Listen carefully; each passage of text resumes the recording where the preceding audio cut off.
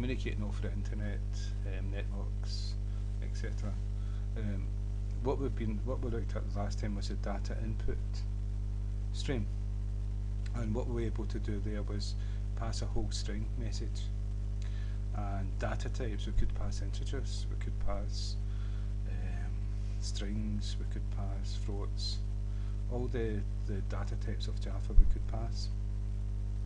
And a stream, as I explained before, was like bytes passed over the internet or network in streams from a port, and that's what the stream done with the data. It sent each data type as bytes, and the receiving server or the receiving socket from the server would know how to translate that back into its original type. Well, the object output stream is the same as data input stream, and it also inherits data input stream.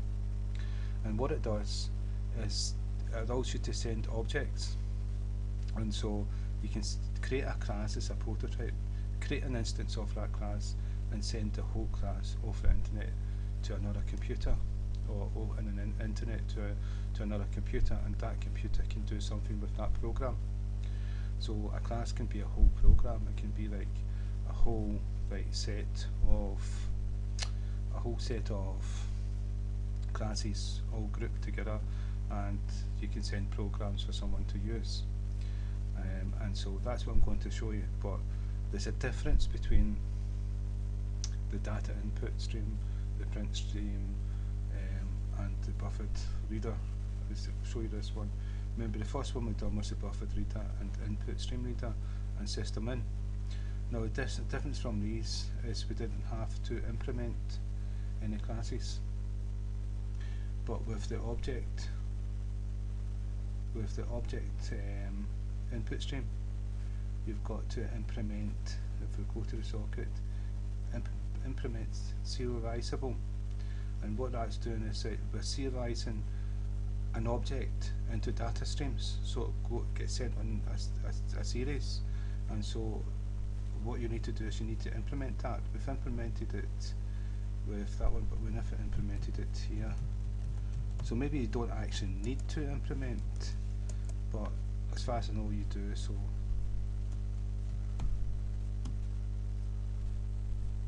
just going to cut and paste it.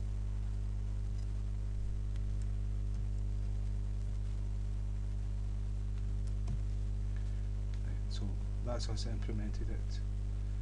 I'm not too sure if we covered abstract classes with Java yet. So what we're going to do now is so what we've done is we've changed the whole program's the same as the data input stream and the buffered reader.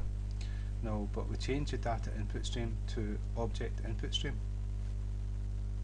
We create an object of it, and we pass it the get input stream from the socket here, where we accepted the connection. And so we give it a name, input. And so what we do is, what I've done here is, because this is the server, I've passing object, right? So we're getting input from the socket, and when you get input, an object's coming, you've got to cast it to the type of that object, and the type of the class, the type is passing object. And so what we do is we cast it, it's in brackets, and we give the type. That means whatever this is going to be cast to this type to equal this, and that's something that you've got to do with this. And so we're going to access it within, and its type passing object. And so what we're going to do is just print out in and a method from there. And so in the output we're going to send it back again. So we're going to say object output stream instead of input stream. And what we're going to do is pass the socket get output stream. And so with the name that we're giving it out, we can do write object and pass it in, which we already received from the socket, into the server. So this in comes here, and we send the object back again, and the socket's going to receive this, and this is communications between the server and the socket. and what we're really sharing is an object. And so we're going to print out OK and close the server.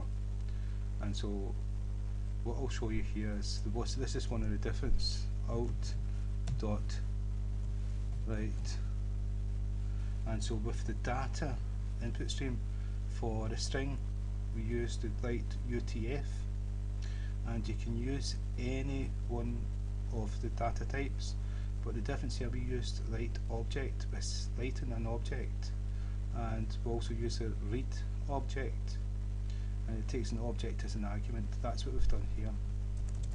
That's the difference.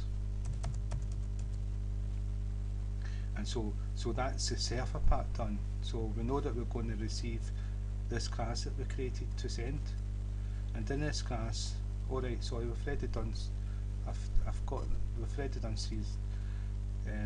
zero, I can't even pronounce it now, serializable. So we've already done that in this class, so maybe that was all we needed to do. It's called pass an object, and it implements this. So it can be, this here can be serialized, and we've got methods, we've got like variables, a string, a password which we cannot send. That's what this keyword is. I'm going to explain that as well. And we've initialized them all, and return from object class method. This method is going to print out this screen. That lets us know that we've actually run this method from another computer, because we've passed the whole object to it. And this is another one. It's going to add these two numbers together, which should be 70.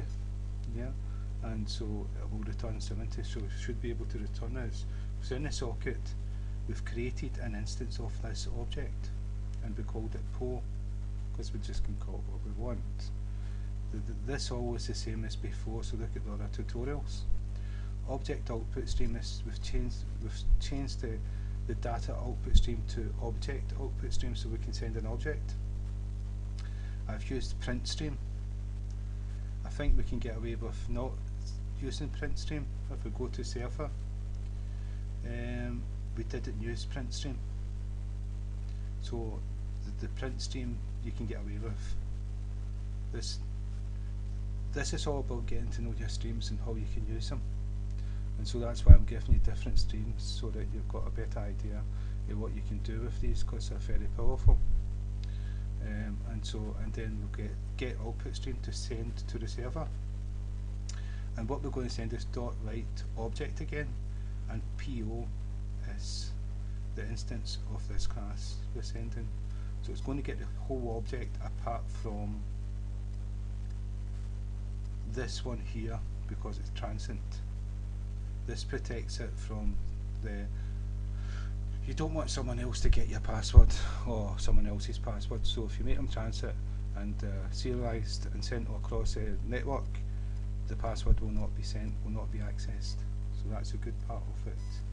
And so what we're going to do is, now we've got the input and its data input stream, we've changed to object output stream, and we've sent it the same argument as we normally sock for the socket, get the input stream.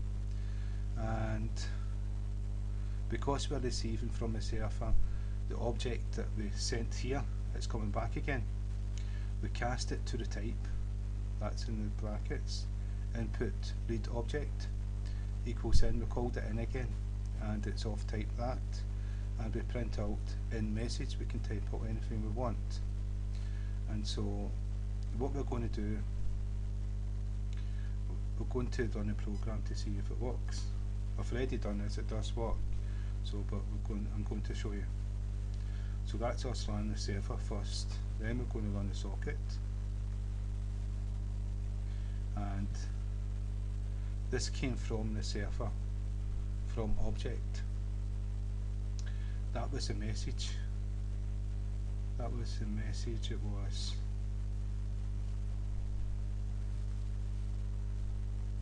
from object. That was the message.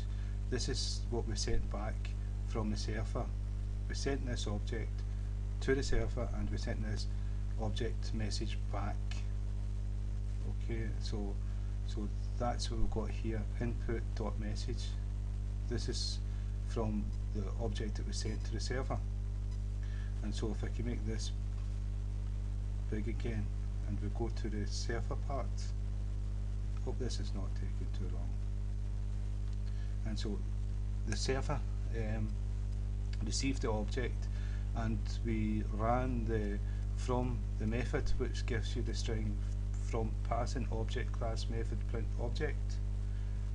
And if we go here, we can see that's this method here. So if we go to the server, we can see that the object input stream got the object. We cast it, input lead object, cast to that type, and we named it in of type, that class name, and then we done in print object, that's that method from this class, and that proves that this whole object is sent here, and we printed it out, and that's what we've seen on the screen there. And what we've done is we took the object that we received, we created an output stream, sent it back to the socket, and that's what we received, and we sent it back again. And when we get back to the socket, this is the input. This is the input here. We received it, cast it back to passing object, and then we printed out the message, and that's where we've seen the message. And what we can do here is we can do dot. The other method was called print object integer, and so if we save, run the server, and then run the socket, and so what here is from server number 70, and so 55 and 15 is 70. So what we've done is we accessed, we returned the object from the server, and we ran this method, and what this method done, this method added these two numbers together, which was 55 and 15, which is 70, and so that's us accessed the whole object. We've actually been sending an object, which can be a whole program, over the internet to another computer, ran that program on another computer, sent it back again, and accessed it again. Now this can be used for saving data. If you're running a program and you have to stop, you can serialize it where all the variables and methods are sent to and then you open that file up, load all the variables again, and you start that game or that program where you left off with the same scores, the same position, all the rest of that. So it's quite useful. But that's passing objects over the internet or network. I want to show you this transient keyword. This means that we cannot access the password, and let's see if I can prove this to you. So what I'm going to try to do is do dot password.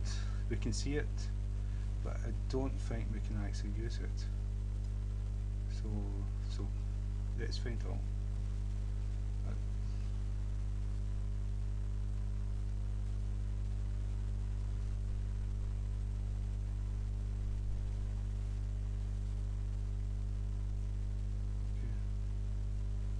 Right, so the server has returned this. We've got 70 returned from the server, right? So we're going to see what was printed out from the server, and nil was printed out because we had no access to the passwords. So that's what transient, the keyword transient does. It protects you. That's something that you want to protect, and so this keyword is very useful if you're using serializable classes. And so again, I hope that's been of some use, and thank you again for your time.